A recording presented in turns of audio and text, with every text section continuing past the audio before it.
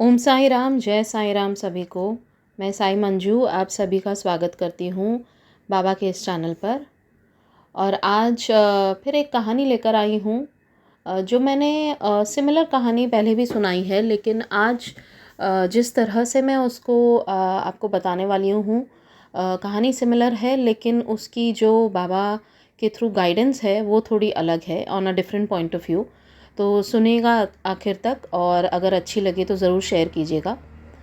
तो होता ये है कि एक भक्त बाबा को बहुत मानता है और दिन रात बाबा की पूजा करता है। और जैसे हम होते हैं कि बाबा से बातें करते हैं, सब वो सब करता है बाबा को अच्छे से।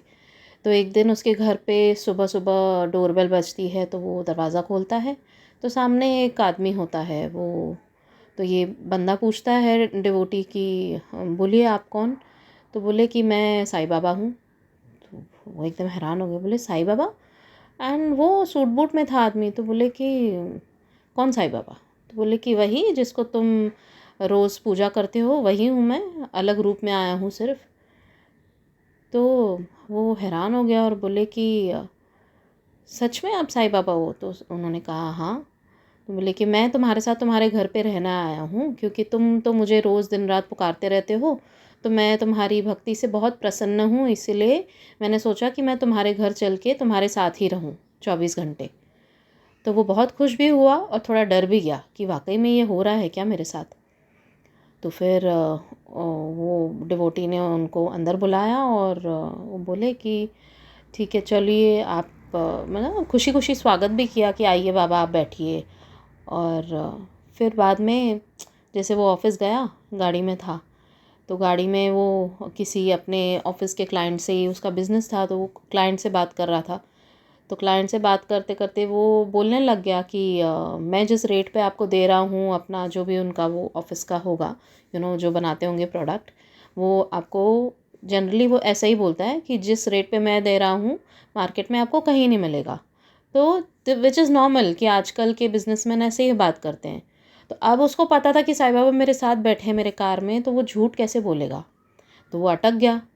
तो साईं बाबा भी हंसे और बोले कि बोल बोल, उसको रोज़ बोलता है ना कि जिस रेट पे देता हूँ उसी रेट पे दूंगा, बोल ना। तो वो चुप हो गया और हंसने लग गया, और उसने बोला कि आप आके मुझसे मिलिए ऑफिस में, तो मैं आपसे बात करता हूँ। उसने तभी कुछ नहीं बोला। और बाद में तो ऑब्वियसली बाबा साथ में बैठे हैं तो सही सही सब इन्फॉर्मेशन दी और उसकी डील हो गई, क्योंकि बाबा थे तो डील तो करवानी ही थी। और उस दिन वो रात को घर लेट पहुंचा।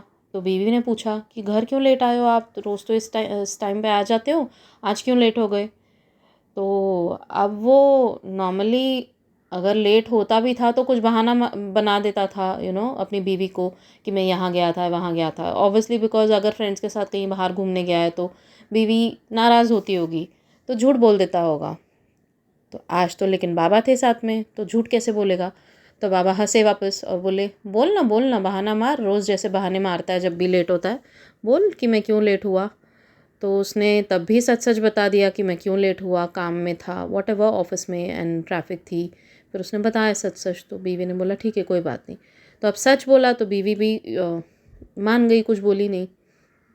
तो इसी तरह बाबा यही बताना चाहते हैं कि जब मतलब तुम मुझे पुकारते हो और मैं तुम्हारे साथ रहने आता हूँ, तो तुम्हें लगता है कि अरे साईं बाबा साथ में है, वॉट एवर, भगवान साथ में है, तो मैं झूठ कैसे बोलूँ। लेकिन तुम ये क्यों भूल जाते हो कि मैं तुम्हारे अंदर हूँ। जो बाबा कहते हैं ना कॉन्शियसनेस, मैं तुम्हारे अंदर हूँ। साई कॉन्शियसनेस, यही इसी का नाम है कि आप अपने अंदर साई को महसूस कीजिए, क्योंकि बाबा हमारे अंदर हैं और जो अंदर की आवाज़ होती है वो बाबा की ही आवाज़ होती है। तो इस स्टोरी से बाबा यही बताना चाहते हैं कि जब भी आप कुछ कर्म करने जाओ गलत, तो याद रखो कि बाबा आपके अंदर हैं और बाबा कह रहे हैं कि वो नहीं करना है। क्योंकि हमारा मन हमेशा हमें दो रास्तों दिखाता है, दो रास्ते दिखाता है, सही और गलत। तो हमें गलत को नहीं चुनना है। यही होता है साई कॉन्शियसनेस, कि बाबा को अपने साथ अपने अंदर लेकर हम चलें। बाबा तो सिर्फ हमारे घर के मूर्ति में नहीं है कि हम उनसे वहाँ जाकर मिल लिए, या मंदिर में जाकर हमने हाथ जोड़ लिए बाबा के स्वरूप के सामने।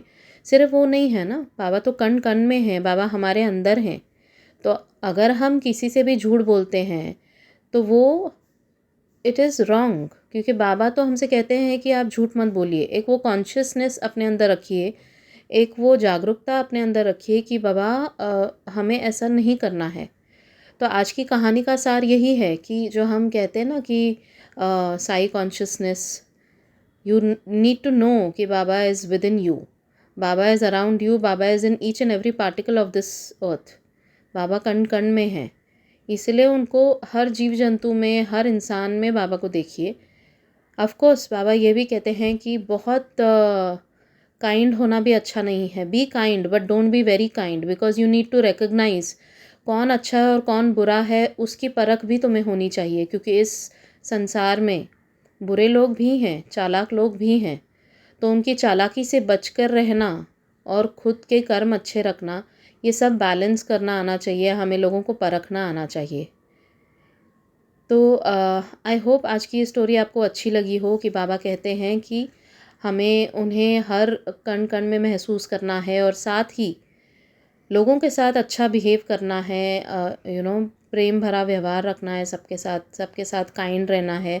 लेकिन साथ ही साथ लोग जो चालाक हैं, जो बुरे हैं, उनसे भी बच के रहना है।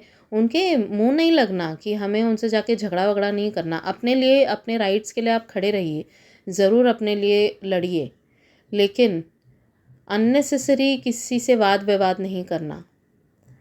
तो बहुत ही मतलब सुंदर स्टोरी मुझे लगी, तो आज मैंने सोचा, मैंने सुनी थी कहीं, तो मैंने सोचा आप लोगों के साथ शेयर करूं about Sai consciousness and about how we should be with our people around us.